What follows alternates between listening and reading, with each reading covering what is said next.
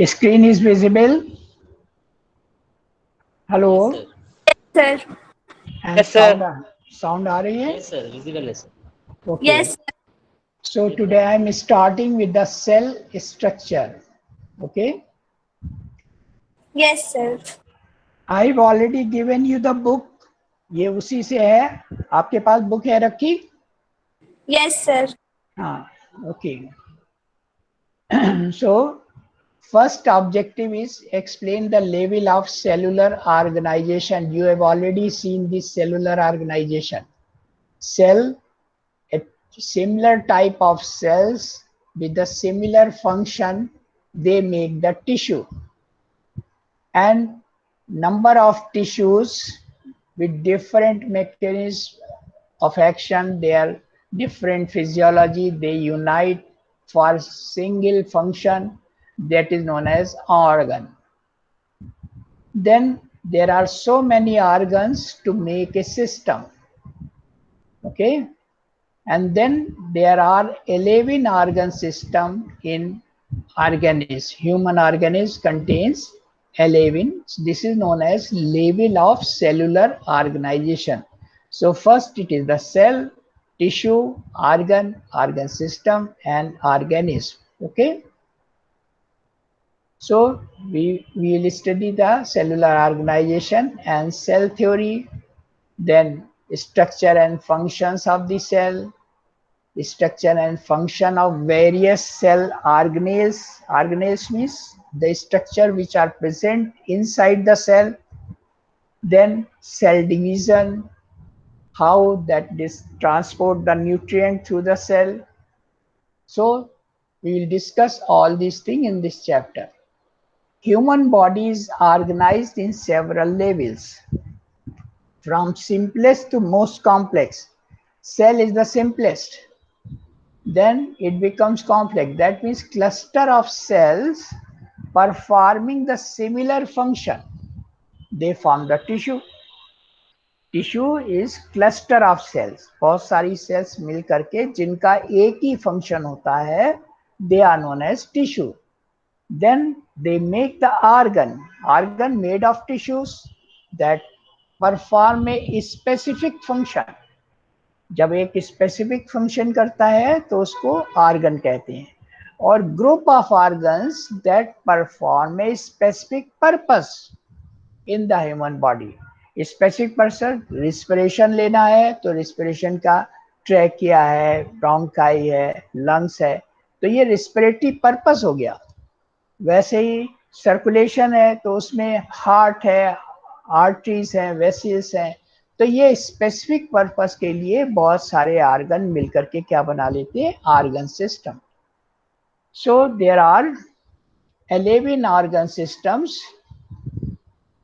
in our human body and they work in homeostasis.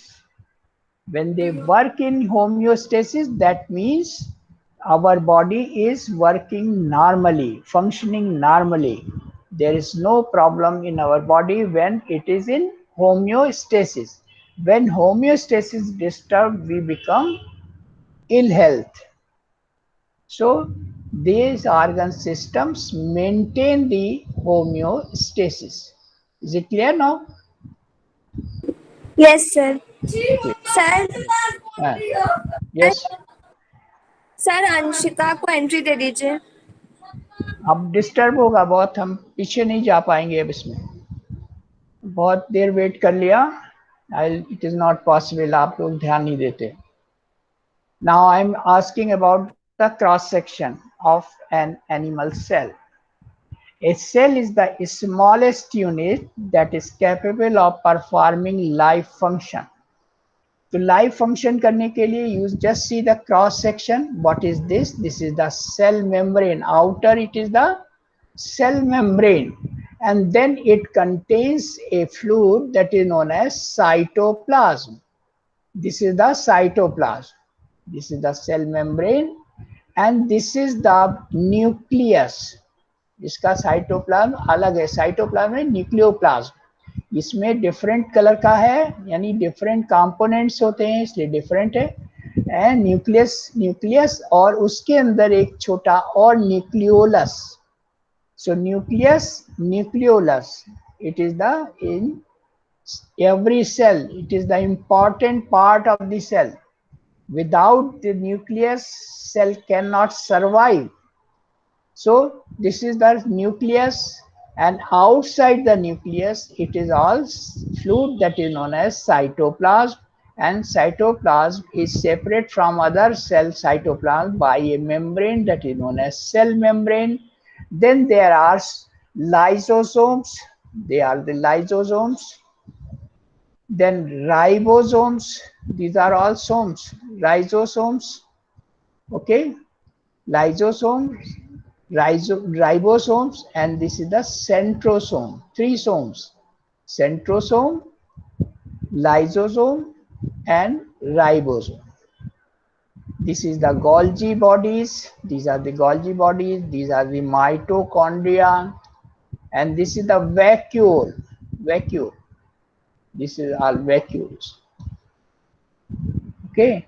So a smallest unit capable of performing life functions.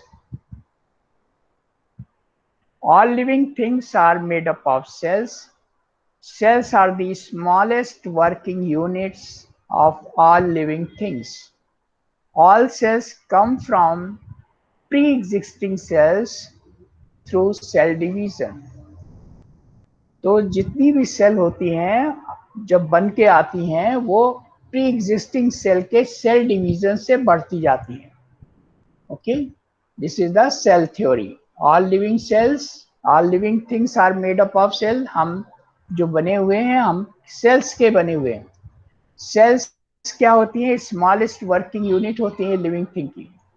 और सारी sales जो नई sales बन के आती हैं पुरानी प्री एग्जिस्टिंग सेल से बन के आती हैं by cell division. This is known as cell theory. Example of cell, there are single structure cell के होते हैं. अमीबा प्रोटियस सिंगल है. ऐसे प्लांट स्टेम में सेल्स होती हैं. Bacteria, this is the nerve cell. Neuron, this RBC, these are different types of cells. These are the examples. Now this is the same diagram, color diagram showing all those structures. Now we will study about the cell membrane. Cell membrane is also known as plasma membrane. Outer membrane of the cell that controls movement in and out of the cell. Cell membrane के कारण, ये अगर cell membrane ना हो तो यहाँ के जो मूवमेंट होगा, कोई भी इसके अंदर की मूवमेंट करनी होगी तो सेल मेम्ब्रेन से ही बाहर जाएगी. और यही सेल मेम्ब्रेन जब अलाउ करेगी अंदर आने के लिए तो बाहर से कोई सब्सटेंस आएगा, ये कहलाएगा इनफ्लक्स. जब बाहर से कोई चीज सेल के अंदर आएगी दैट इज इनफ्लक्स, और जब यहाँ से कोई चीज जाएगी तो ई फ्लक्स. तो ये मैकेनिज्म जो होती है इनफ्लक्स और इफ्लक्स की, किससे होती है? सेल मेम्ब्रेन से ही होती है. So cell membrane allows and controls the movement in and out of the cell. Double layer made up of 2 layers phospholipids with protein and sugar embedded in them. क्योंकि जैसे आप भी अपने घर की जितनी बाउंड्री होती है मजबूत बनाते हैं ना, तो डबल लेयर ये भी अपनी बाउंड्री सेल के अंदर ऑर्गेनेल्स है तो मजबूत बनाती है. तो डबल लेयर्स ऑफ फॉस्फोलिपिड्स होती हैं. Phospholipids with protein and sugar embedded in the enzyme. That's why it is known as phospholipid double layer. Now cell wall most commonly found in the plant cell and bacteria. Cell wall जो होती है वो plant cell और bacteria में होती है जो support करते हैं, प्रोटेक्ट करते हैं अदर सेल को. Organelles, now organelles which we have seen, lysosome, nucleus, ऐसे सब जो अंदर होते हैं सेल के, they are known as organelles. So first most important is the nucleus. I told you this is the nucleus, very important organ of the cell. It is the largest organelle. It directs cell activities. जब भी cell में division होगा तो सबसे पहले activity nucleus में ही शुरू होगी। Nucleus contains the genetic material DNA. You all know, who have read the biology, that cell division only starts when the DNA, that is genetic material, replicates. Replicates means duplicates. When it duplicates, only then cell division starts. Before it will not start without replication. अगर without replication start हो जाता है तो वो ऐसी जो cell बनती है अपने पेरेंट सेल से अलग होती है, और वो कौन सी सेल होती है? एबनॉर्मल ग्रोथ, जिसको कैंसर बोलते हैं या ट्यूमर बोलते हैं। नॉर्मली जो सोमैटिक ग्रोथ होती है, always the DNA material contained in the nucleus is replicated or you can say duplicated. बिना duplication हुए cell division start नहीं होता normal somatic growth में. And it contains a membrane that is known as nuclear membrane. So is it clear now? Nucleus. So first most important part of the cell, पहला तो उसकी outer covering हो गई, cell membrane, and then organelles में first most important part is nucleus. Then nucleus has got the membrane that surrounds the nucleus. It is made up of two layers. Opening allows material to enter and leave the nucleus. Matter इसमें enter भी करता है और leave the nucleus, क्योंकि जो RNA है वो जो रिप्लिकेट करेगा तो कुछ न्यूट्रिशन चाहेगा, कुछ और प्रोटीन चाहेगा, तभी तो रिप्लिकेट करेगा। तो न्यूक्लियस के अंदर जब ये जाएंगे मटेरियल, कुछ जाएंगे कुछ वहां से बाहर आएंगे, only then it will be possible, so they will enter through the nuclear membrane. Is it clear to everybody? Yes, sir. Yes, sir. Then nucleus contains the genetic material. I told you their genetic material is known as chromosome. That genetic material is known as chromosome.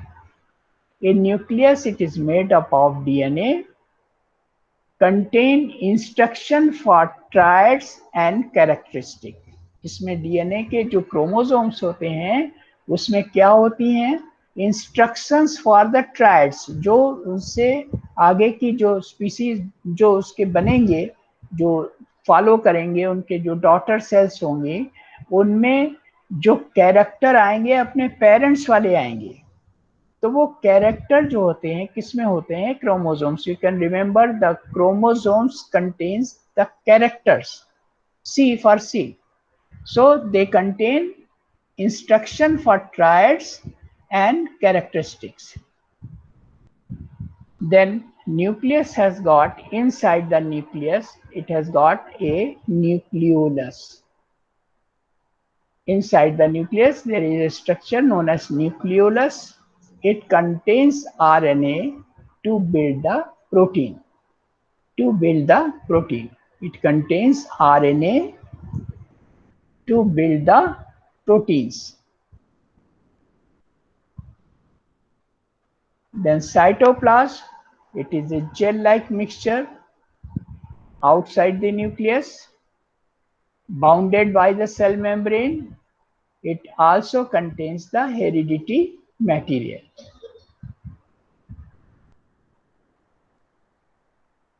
The next important structure is endoplasmic reticulum. Reticulum, जैसे ये reticulum आप देख रहे हैं कि कैसे बना होता है यूजुअली। रेटिकुलम ये ऐसे स्ट्रक्चर, ऐसे like this is the reticulum. Material moves around in the cell. Smooth type के होते हैं जिनमें राइबोसोम नहीं होते, और रफ टाइप के होते हैं जिनमें राइबोसोम्स होते हैं। They are endoplasmic reticulum. Smooth होंगे और रफ होंगे, दो तरह के होते हैं। जिनमें राइबोसोम होंगे वो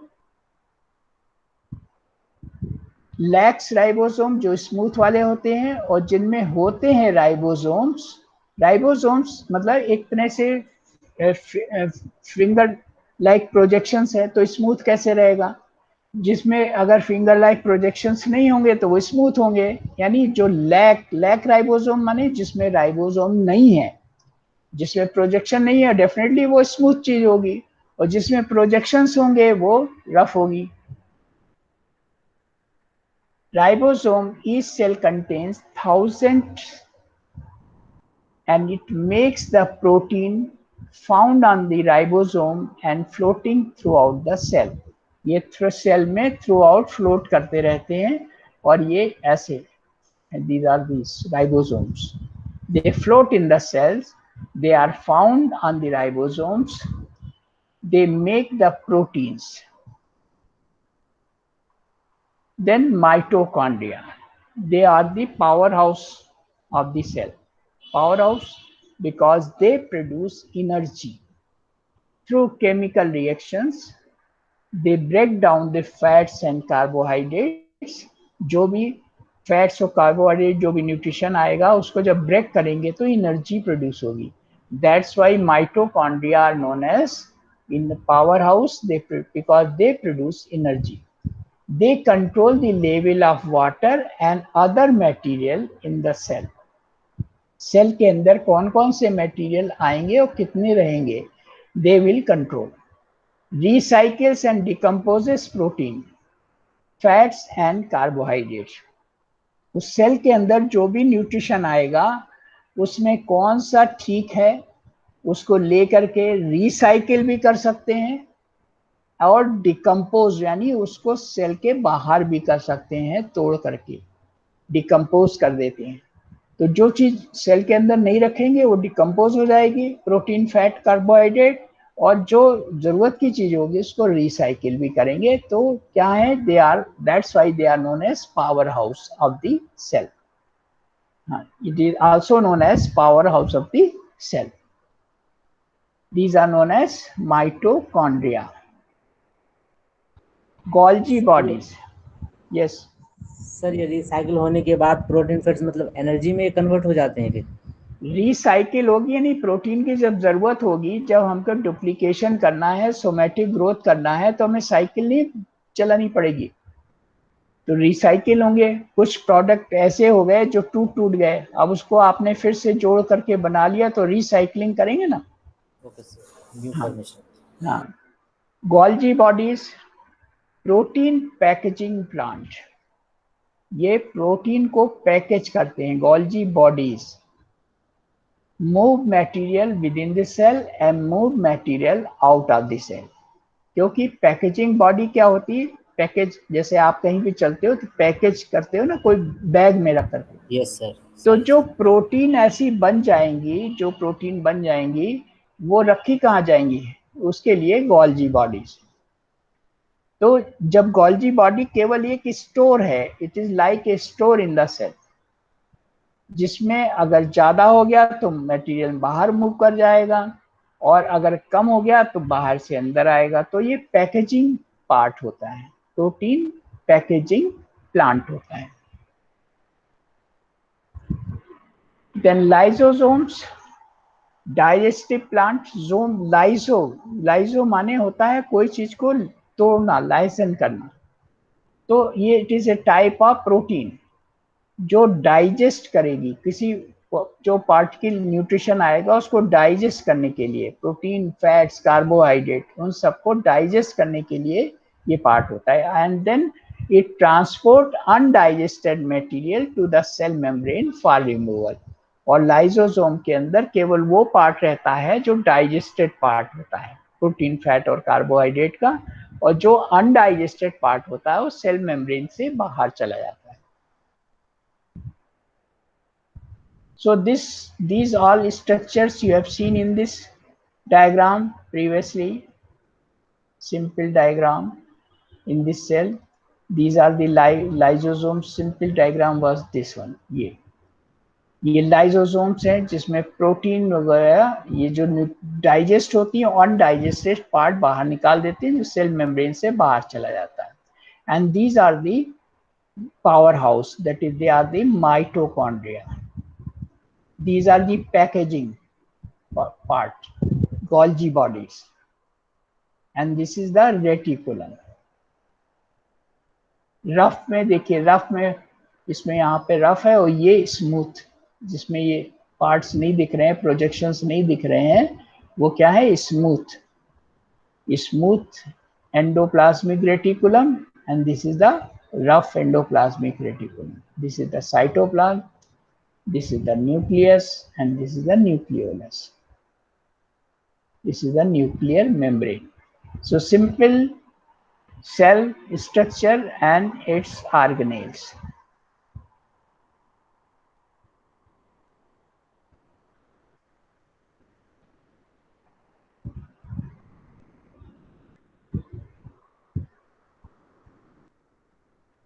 Now, what is mitosis and meiosis? This is written as mitosis. Spelling देख रहे हैं आप लोग difference? Mitosis versus meiosis. हमारे जो सेल स्ट्रक्चर है उसमें कितने नंबर ऑफ क्रोमोसोम्स होते हैं? हमने बात पढ़ाई भी आपको, जो रिप्रोडक्टिव 23. आगे सर 23 पेयर्स. 23 पेयर्स.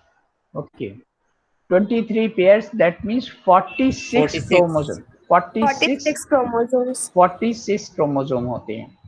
जो हमारा सेल डिवीजन होता है और 46 क्रोमोसोम जब वो डिवाइड होकर के 46 क्रोमोसोम की डॉटर सेल बनाता है, तो ये डिवीजन कहलाता है माइटोसिस. माइटोसिस यानी इसमें क्रोमोसोम नंबर रिड्यूस नहीं हुआ, सेम रहा, और पूरी बॉडी की ग्रोथ जितनी भी होती है सेल में, यही डिवीजन चलता है. कौन सा डिवीजन? माइटोसिस.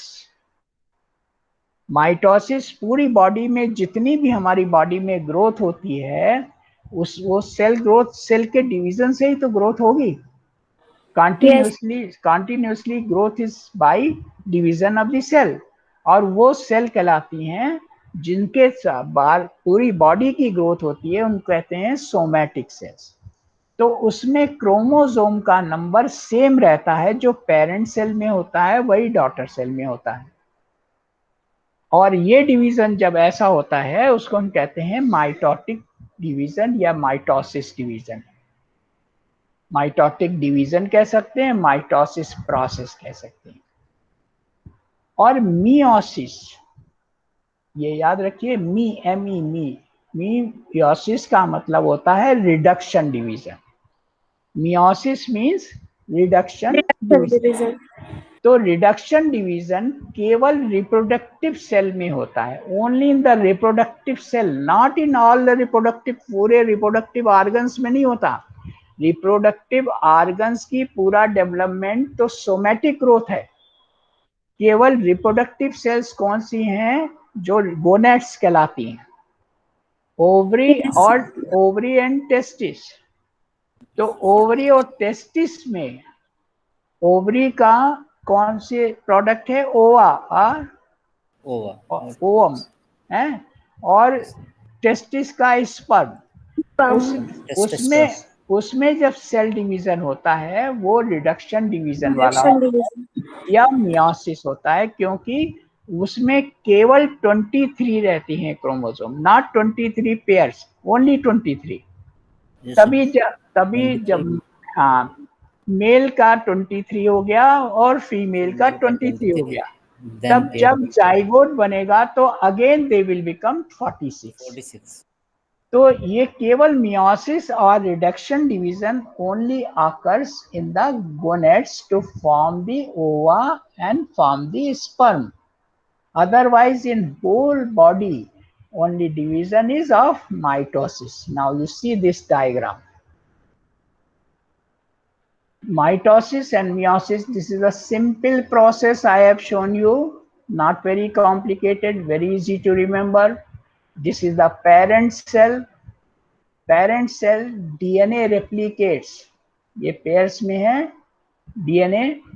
ये DNA कैसे रेप्लिकेट कर रहे हैं? ये देखिए, यहाँ पे सिंगल सिंगल दिख रहा है, और यहाँ पर क्या है, हर एक डबल हो गया. ओके, जब ये डबल हो गया तो जब ये डिवाइड करेगा तो हर एक में सिंगल सिंगल पहुंच जाएगा। तो सेम नंबर ऑफ क्रोमोसोम जैसे पेरेंट्स में थे वैसे ही डॉटर में हो गए, डॉटर सेल्स में। ओके, तो जो इस पेरेंट सेल में थे वही सेम, यानी यहाँ भी 46 थे, यहाँ भी 46 हो गए। तो ऐसा डिवीजन क्या कहलाएगा? Mitosis division. अब मियोसिस में आइए, सेम प्रोसेस पहले चलेगी, डीएनए रेप्लिकेशन यहाँ पर भी हुआ, डीएनए रेप्लिकेशन यहाँ पर भी हुआ। यानी ये देख रहे हैं आप, सिंगल सिंगल सब दिख रहे हैं, ये डबल कर दिए गए। इसका मतलब ये 4 नहीं होते, ये आपको यहाँ पर डायग्राम में क्लियर आपको दिखाए इसलिए ऐसा दिखाया गया है।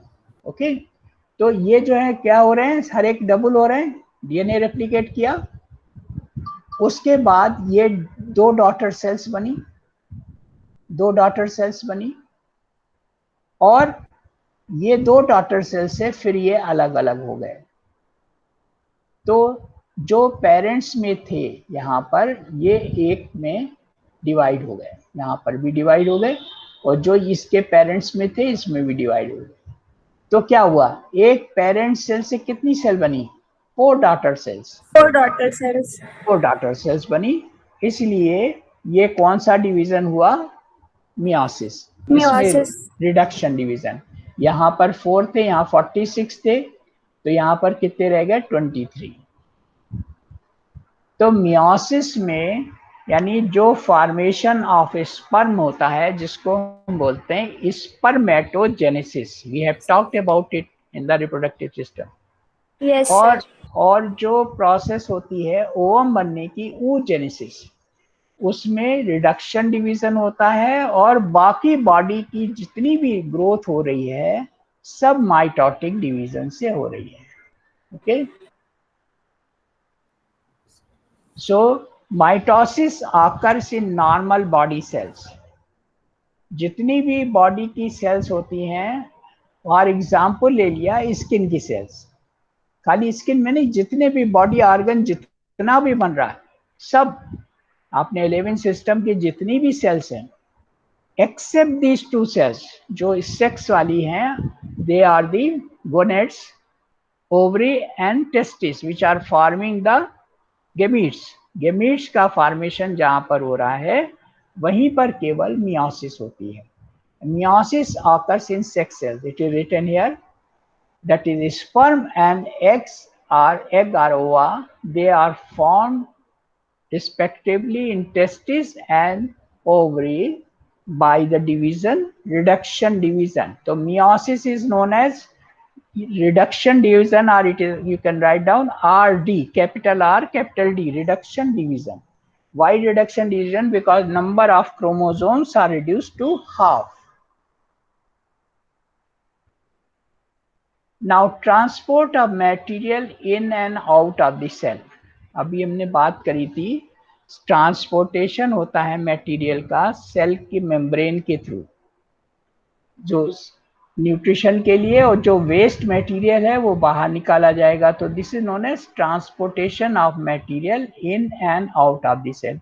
तो ये ट्रांसपोर्टेशन 2 तरह से हो सकता है, एक तो एक्टिव प्रोसेस होगी और दूसरी पैसिव प्रोसेस होगी।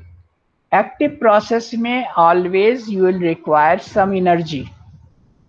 जैसे आप कोई भी काम करते हैं तो आपको कुछ काम कराए वो मिल जाए तो पैसिव हो गया, आपको कुछ करना नहीं पड़ा, केवल आपको मिल गया। और एक्टिव में आपको करना पड़ गया, एक्टिव प्रोसेस। तो 2 प्रोसेस होती हैं, और वो एक्टिव कौन सी होती हैं और पैसिव कौन सी होती हैं, ये भी हम समझेंगे।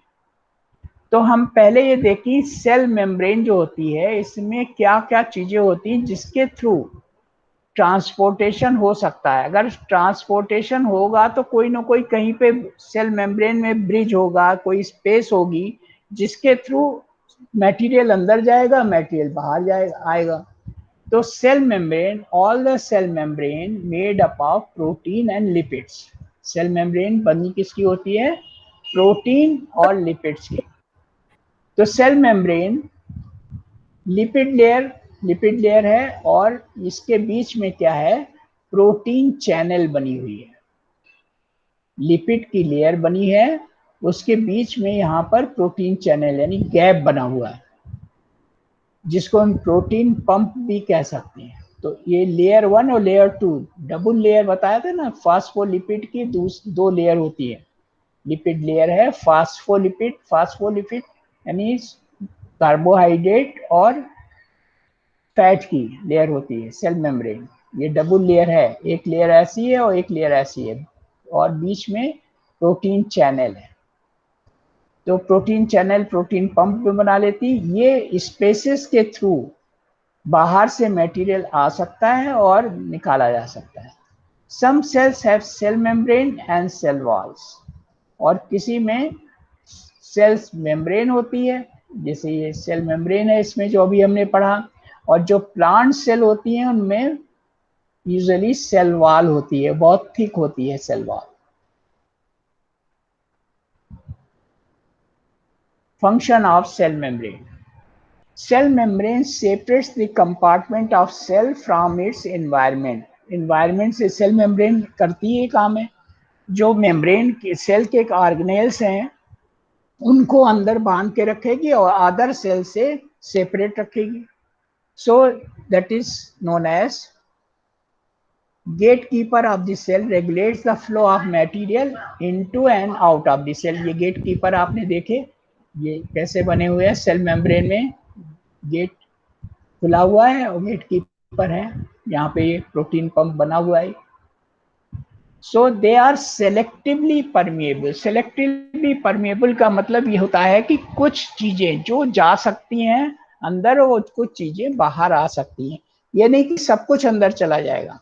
सेलेक्टिव, जैसे आपको कहीं फंक्शन में जाते हैं, आपको कार्ड दिया जाता है, आपको बुलाया जाता है, ये नहीं कि आपकी बगल की मैरिज है आप वहां चले जाओ बिना बुलाए हुए, तो वो सिलेक्शन नहीं हुआ। तो सिलेक्शन में आपको इनवाइट किया जाता है, तो वैसे ही सेल को पता है कि किस चीज को हम लेंगे अंदर, तो इस तरह से वो सेलेक्टिव परमिएबल है, यानी कि कोई भी चीज चली आए अंदर, कोई टॉक्सिक मटेरियल नहीं चाहेगी सेल के अंदर आ जाए, तो सेलेक्ट करके ही परमिएबिलिटी देती है। Cell membrane helps to maintain the homeostasis यानी स्टेबल इंटरनल बैलेंस, और जब सेलेक्टिव अंदर जाने देगी और बाहर भी निकालेगी तो वो क्या करेगी, इस तरह से होम्योस्टेसिस बना के रखेगी। तो ये इसका मेन फंक्शन है।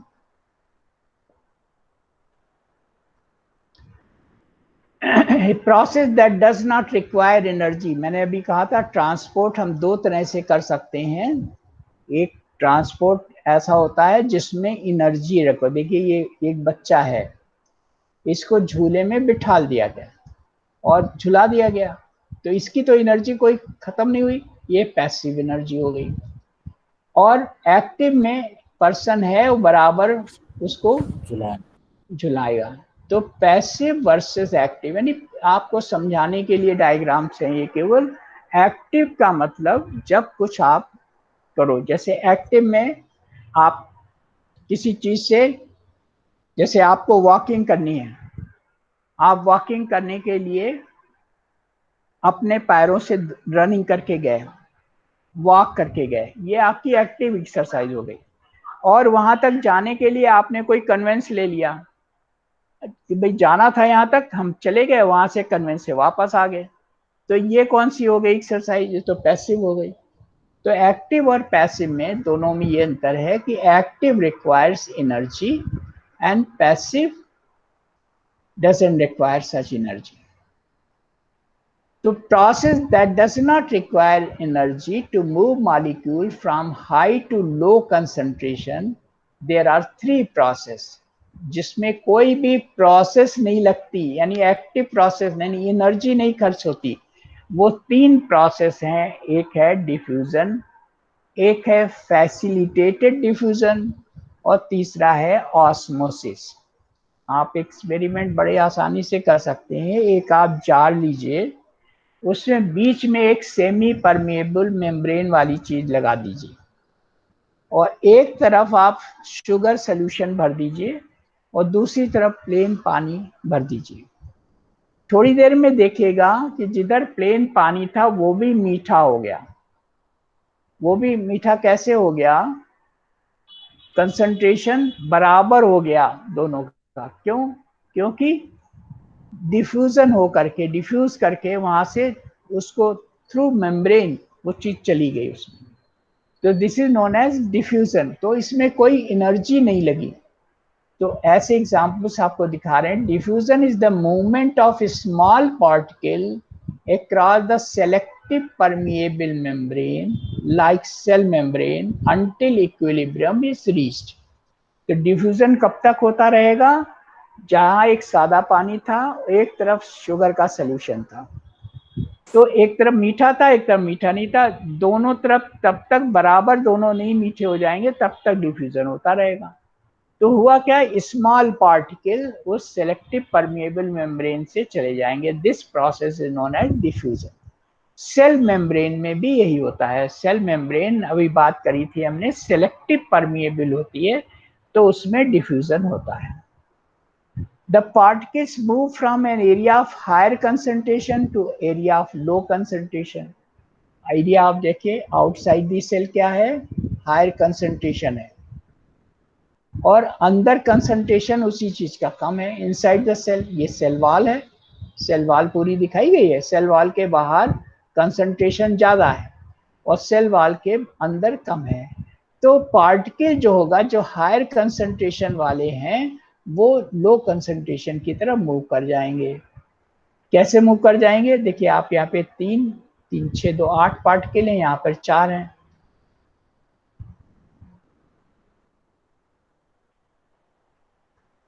High to low concentration. अब देखिए ये एक तरफ हाई कंसंट्रेशन है, यहाँ पे लो कंसंट्रेशन है। आपने देखिए नेक्स्ट में क्या हो गया, सब बराबर हो गया। High to low concentration, diffusion हो गया। Then another process, osmosis. Diffusion is the diffusion of water through the selective permeable membrane like the cell membrane. Diffusion में पार्टिकल नहीं मूव कर रहे हैं, केवल डिफ्यूजन ऑफ वाटर हो रहा है, जो हाई कंसंट्रेशन से लेके लो कंसंट्रेशन की तरफ वाटर मूव कर जाएगा। तो ये इधर जैसे शुगर सोल्यूशन रखा था, ये ग्रीन वाला शुगर वाला है, और ये सेलेक्टिव परमिएबल मेम्ब्रेन लगा दी गई है। यहाँ पर लो शुगर कंसंट्रेशन है, यहाँ पे हाई शुगर कंसंट्रेशन है। तो ये वाटर जो है, जहाँ पे लो शुगर कंसंट्रेशन है, वहां से पानी इधर की तरफ मूव करेगा हाई कंसंट्रेशन की तरफ। जो हाई कंसंट्रेशन की तरफ उधर पानी जाएगा, तो ये पानी कम मीठा हो जाएगा ना, पहले ज्यादा मीठा था, और इधर शुगर कंसंट्रेशन था, तो पानी यहाँ से निकल गया। जब पानी निकल गया तो अपने आप ये शुगर से ज्यादा मीठा हो जाएगा, तो यानी इक्वल हो जाएगा ये। तो semi permeable membrane, if it is only permeable to water but not to sugar. पहले वाले में आपने क्या देखा था, डिफ्यूजन वाले में, डिफ्यूजन में आपके पार्टिकल्स मूव कर रहे थे हायर कंसंट्रेशन से लोअर कंसंट्रेशन की तरफ, डिफ्यूजन था। ओके। और ऑस्मोसिस में सेमी परमेबल मेम्ब्रेन लगाने पर क्या चीज मूव करी? वाटर। वाटर का मूव किया from higher concentration to low concentration. बात समझ में आ गई? Is this clear? Yes, sir. Is this clear? How will remember this thing कि वाटर किस में मूव करता है और डिफ्यूजन में? सर ऑस्मोसिस में वाटर मूव करता है। ऑस्मोसिस में वाटर मूव करता है। How you will remember? I ask, water का क्या फार्मूला होता है? H2O। Sir H2O। H2O। तो O लास्ट में है ना, तो यस जब सर। वाटर मूवमेंट के लिए ऑस्मोसिस है। याद रहेगा ना हमेशा, ये चीज आप भूलेंगे यस नहीं। सर।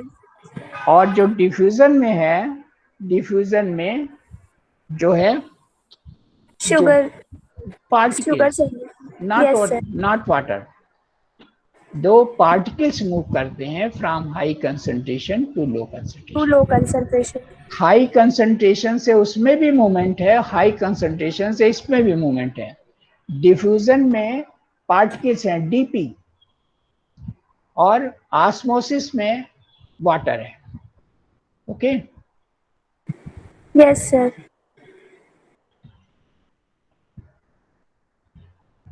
तो ये वही दिखाया गया कैसे ये लिपिड लेयर है और कैसे कंसंट्रेशन बराबर। देखिए यहाँ पे कंसंट्रेशन बराबर हो गया, यहाँ पर ये मेम्ब्रेन से बाहर कंसंट्रेशन ज़्यादा था, यहाँ पे था ही नहीं पार्टिकल का, ये एक्स्ट्रा सेलुलर स्पेस आ गई फिर सेल में।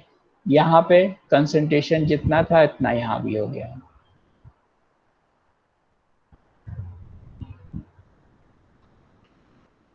Now type of solutions. Hypotonic solution, hypo माने कम होता है, और जब कंसंट्रेशन कम हो, टोन कब कम होगी, जब कंसंट्रेशन कम होगा ना। तो हाइपोटोनिक सॉल्यूशन जब लो कंसंट्रेशन का सॉल्यूट हो relatively to another solution. When a cell is placed in hypotonic solution, the water diffuses into the cell.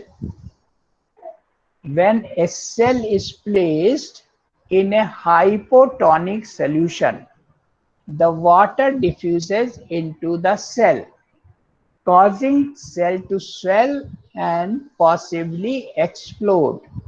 अब बताइए क्या मतलब समझ में आया आपको? What do you understand by this? Hypotonic solution contain a low concentration of solute relatively to another solution. Sir जैसे water है, पार्टिकल्स भी है, सॉल्यूशन भी है, सॉल्ट शुगर है, तो उसमें दोनों का लो कंसंट्रेशन होगा।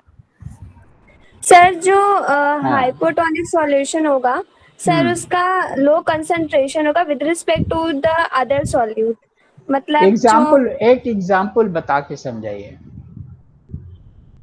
द वॉल ऑफ सेल साइटोलिज्म, हैं? सेल साइटोलिज्म, साइटोप्लाज्म। बात समझ में नहीं आ रही आपकी। सर वो साइटोसेल और साइटोप्लाज्म बोलना चाह रहे हैं। नहीं, मैं आपको एक एग्जाम्पल बता देता हूँ जो आपको याद रहेगा। आपने किशमिश देखी है? Yes sir. Yes sir. किशमिश के अंदर, किशमिश के अंदर कुछ ना कुछ मीठा, जब वो थोड़ा उसमें सोल्यूशन होता है ना, मीठा कंसंट्रेटेड सोल्यूशन होता है ना अंदर। किशमिश कैसी होती है? मीठी होती है कि नहीं होती है? Yes sir. किशमिश ले लो या अंगूर, अंदर अंगूर ले लो। अंगूर के अंदर क्या है? सोल्यूशन है ना, कंसंट्रेटेड। Concentrated solution. उसको बाहर पानी में डाल दो। पानी में क्या है? कंसंट्रेशन है, कुछ शुगर नहीं है ना, सादा नो पानी सर। है। तो सादा पानी कैसा हुआ? हाइपोटोनिक हुआ ना। यस तो सर। वो हाइपोटोनिक जो बाहर है वहां से वाटर अंदर मूव कर जाएगा जहां पे यस सर। कंसंट्रेशन है ना। तो उसके अंदर जब मूव करेगा तो वो क्या होगा? बड़ी हो जाएगी ना, फूल जाएगी। फूल जाएगी ना, तो बड़ी हो गई ना, उसके अंदर वाटर चला यस गया। जो जब सेल हमने उसको हमने क्या मान लिया? एक सेल मान लिया। सेल ही तो है जो एक पूरी कवरिंग के अंदर सोल्यूशन लिए हुए है। किसमिस क्या है? सेल। सेल कितने हैं? उसको आपने हाइपोटोनिक, बाहर जो सोल्यूशन रखा सिंपल वाटर था, अंदर उसके मीठा भरा हुआ है। तो आपने जब कंसंट्रेटेड सॉल्यूशन। हाँ, अंदर कंसंट्रेटेड है, कंसंट्रेशन है, बाहर हाइपोटोनिक है। हाइपोटोनिक तो है। वहां से वाटर अंदर उसके डिफ्यूज कर गया। और कभी कभी अगर आप ज्यादा देर रख दो तो वो क्या हो गया? वो सेल स्वेल करेगी और उसके बाद एक्सप्लोड भी हो सकती है। Explode yes. माने तो फटना।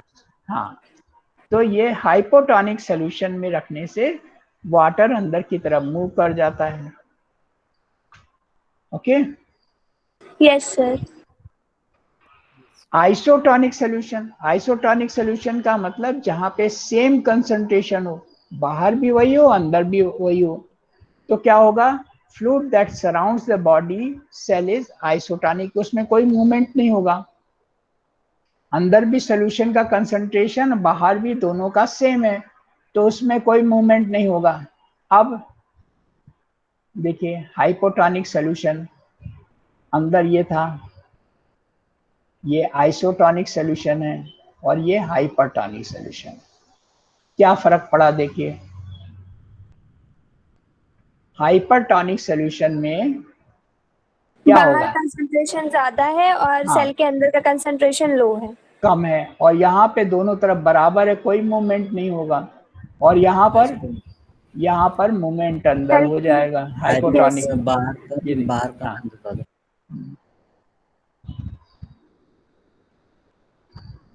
ये देखो यहाँ पर हाइपोटोनिक है ना, तो यहाँ से ये मूव कर गया इसमें।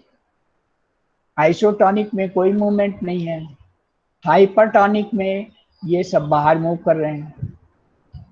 ये सेल का सेल मेम्ब्रेन दिखाई गई है ना।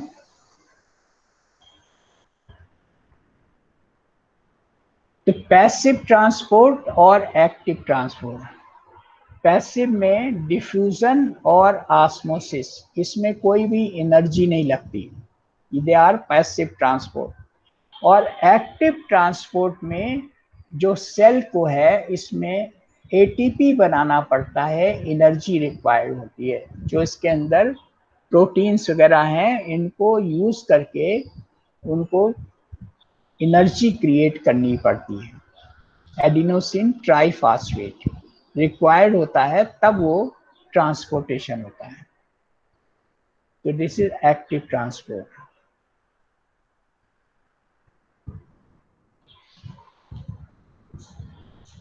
नाउ टिश्यूज, टिश्यू में what was the definition of tissue? Cluster of cell is called tissue. Group sir group of group cells of cell are called tissues. Group of cell, और उसके बाद कुछ और भी पार्ट है उसमें। The cluster of cell is called tissue. Associated, एक दूसरे से जुड़े हुए। नॉट दैट ओनली, उसमें दो मेन बातें हैं। Sir closely related group of cells. No no, सारी सेल्स की मार्फोलॉजी, एनाटॉमी, स्ट्रक्चर एक सा होगा, उनकी सिमिलर स्ट्रक्चर फिजियोलॉजी, होना चाहिए और फंक्शनल, उनका फंक्शन एक होगा, दोनों बातें। अब मेडिकल पॉइंट ऑफ व्यू से कहना जरूरी है, उनका स्ट्रक्चर, उनका फंक्शन, फिजियोलॉजी, एनाटॉमी, मार्फोलॉजी, वो सब एक होगी, तभी हम उसको टिश्यू बोलेंगे। ओके, तो ये चार तरह के बेसिकली होते हैं। पहला है एपिथेलियम, दूसरा कनेक्टिव टिश्यू, तीसरा मसल टिश्यू, और चौथा नर्वस टिश्यू। एपिथेलियम जो अभी आपने लास्ट टाइम पढ़ा, कवरिंग, जो कवरिंग होती है एपिथेलियम, एक ये टिश्यू होता है।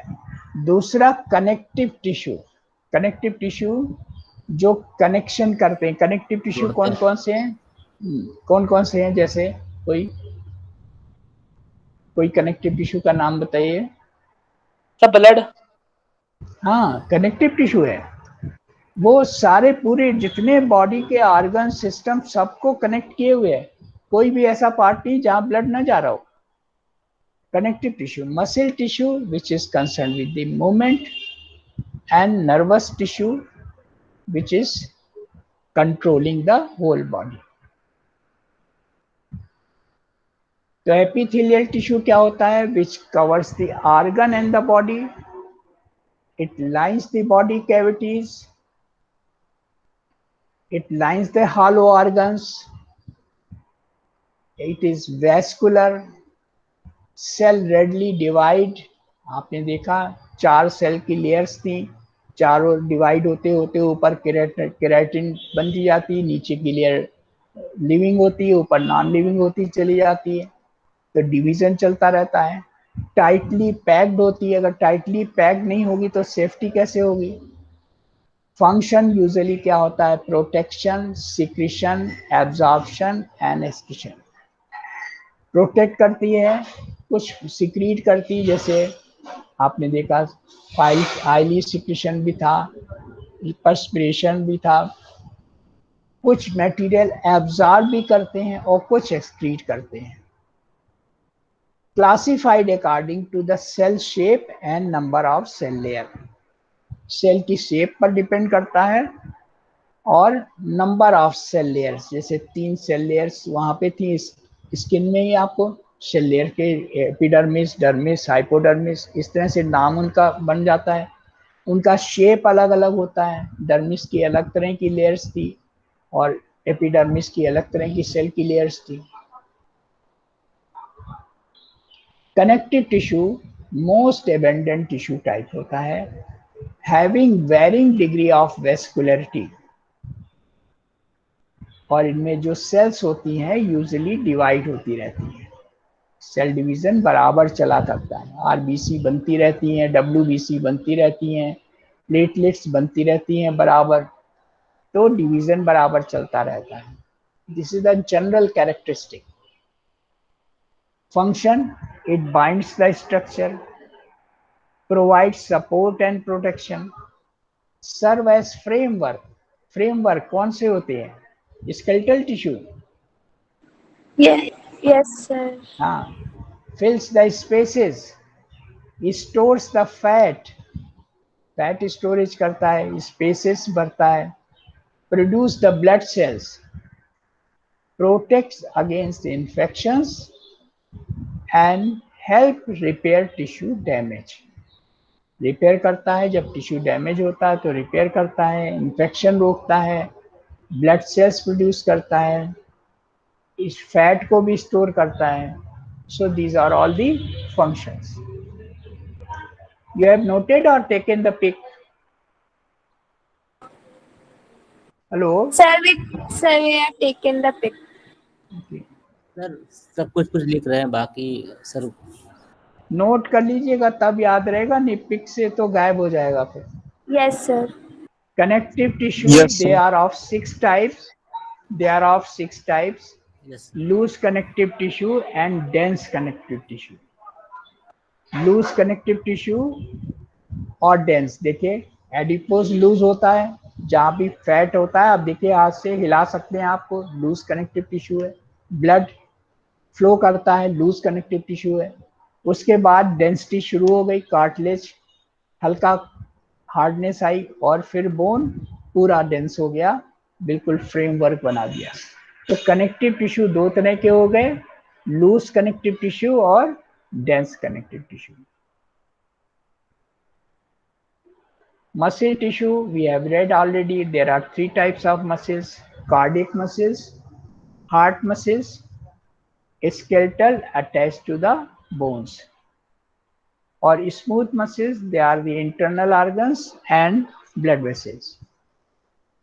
Internal organs में जो होती हैं, जैसे इंटेस्टीन वगैरह में या ब्रोंकाई में, ये सब क्या है? स्मूथ मसल्स हैं। ब्लड वेसल्स में सारी स्मूथ मसल्स होती हैं, तभी वो कॉन्स्ट्रिक्ट करती हैं, डायलेट होती हैं। और स्केलेटल मसल्स जो बोन्स में मूवमेंट, बोन्स लगता है बोन्स मूव कर रही, बट मूव कौन करता है? मसल्स मूव करती हैं। स्केलेटन में अटैच होती हैं, they move the borne by there movement, muscle movement से स्केलेटल मूवमेंट होता है। And cardiac muscles, they are never tiring muscles, they always do work from, since कब से वर्क कर रही हैं? when intrauterine life से स्टार्ट हो जाता है heart, and up to the when person goes to tomb, कब्र में जाने तक पूरी कार्डिक मसल वर्क ही करती रहती है। So there are 3 types of muscle tissue. You see, this is the connective cardiac muscles.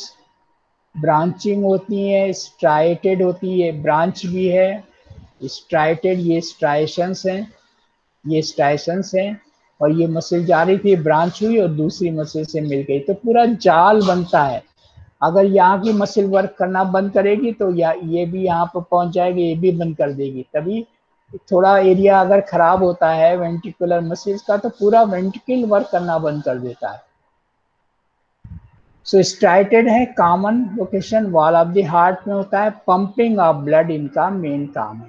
Cardiac muscle, skeletal muscles they are long muscles, they are striated, striations दिख रहा है ये, these are जैसे आपको striations, ये क्या है, ये हल्के वाले बैंड हैं, ये डार्क बैंड है, तो ये striations दिखते हैं, long striated with multiple nuclei, common location skeletal muscle और फंक्शन इसके कॉन्ट्रैक्शन से वॉलेंट्री मूवमेंट होता है, वॉलेंट्री मूवमेंट, व्हाई इसे voluntary means it is depends on your will. Then smooth muscles they are found in the long spindle shaped, ये long spindle shaped है। Then each of muscle single nucleus होता है। हालो organs में जितने भी हालो organs हैं, आपके स्टमक है, इसोफेगस है, इंटेस्टीन है, कोलन है, ब्रोंकाई है, जितने भी अंदर के हालो ऑर्गन्स हैं सब में ये होते हैं। Function is propulsion of substances along the internal, जो हालो ऑर्गन होने के, जो इसके अंदर सब्सटेंस आया, ट्रैकिया में ऑक्सीजन एयर आई तो उसको अंदर ले जाना है, जीआईटी में जो फूड आया तो उसको अंदर ले जाना है, तो प्रोपल्शन ऑफ सब्सटेंस होना है internal passageway में। So these are muscles. Nervous tissue found in the brain, spinal cord and peripheral nerves. Functional cell क्या कहलाती है? Neurons. Functional cells are neurons. Neuroglial cell supports, we have already talked about the cell body. Neuron एक तरफ एक्सान होता है और दूसरी तरफ बहुत सी ब्रांचेस होती हैं, they are known as dendrites, और डेंड्राइट से एक्सान जुड़ते हैं तो they make the synapse. So in this way conduction occurs in the nervous tissue, conduction of the nerve impulse. Major organ, you see brain, liver, bladder, you have all seen, you have read all these systems, stomach, lungs, organ systems, they are 11 organ system, I think everybody knows. So this is all about the cell. So any question in this topic? Anywhere you are not able to understand?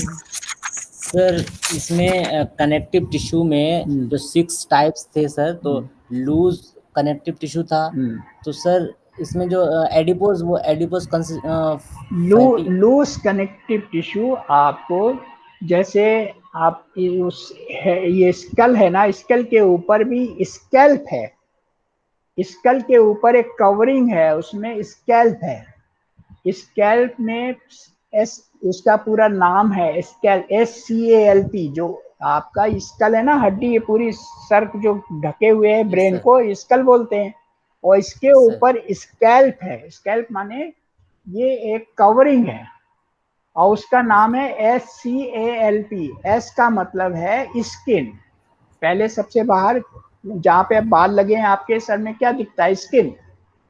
उसके बाद connective tissue है, loose connective tissue SC, A means aponeurosis, L loose connective tissue again, और P periosteum, हड्डी के ऊपर जो एक covering पेरीऑस्टियम। तो ये लूज कनेक्टिव टिश्यू हर जगह, स्किन के नीचे भी होता है, जिससे आप स्किन को थोड़ा मूव कर सकते हैं ना, स्कल के ऊपर आप हाथ फेरिए तो you can move the skin, उसके नीचे लूज कनेक्टिव टिश्यू है। डेंस कनेक्टिव टिश्यू, डेंस कहीं कहीं पर काफी डेंस होता है तो वहां का पार्ट को आप मूव नहीं कर सकते, डेंस कनेक्टिव टिश्यू। एडिपोज, अभी हमने आपको सबको बताया है, हाइपोडर्मिस में क्या, कौन सा टिश्यू था? इस एपिडर्मिस, डर्मिस, उसके नीचे हाइपोडर्मिस थी, वो सब क्या होता है? एडिपोज टिश्यू, फैट होता है उसमें। उसके बाद ब्लड जो फ्लो करने लगता है, वैसे इसमें फ्लो करता है। उसके बाद कार्टिलेज, कार्टिलेज जो थोड़ा सा उसमें मतलब रिजिडिटी आती है हल्की हल्की, जैसे ये स्टर्नम है, या जो स्टर्नम से आपकी रिब्स मिली हुई हैं, सर उससे जॉइंट होते हैं, है ना। और उसके बाद पूरा हार्ड हो गया कनेक्टिव टिश्यू, बोन हो गया। 6 types. Okay, any more question? Okay, any question? So next turn say when we read, we will start revision you have told me about the central nervous system, Central so nervous I system. take central nervous system. Okay, you give the attendance CR दे देंगे। और आप लोग ये बात सुन लीजिए, मैं 5-10 minute late खोलता हूँ इसलिए कि आप सब इकट्ठे हो जाइए जो टाइम देते हैं, क्योंकि मुझे ये सारी चीजें कलेक्ट करने में दोबारा से डिस्टरबेंस होता है, वो मुझसे हो नहीं पाता, इसलिए मैं बीच में अलाउ नहीं करता हूँ। आई बात समझे? Okay sir, thank you sir.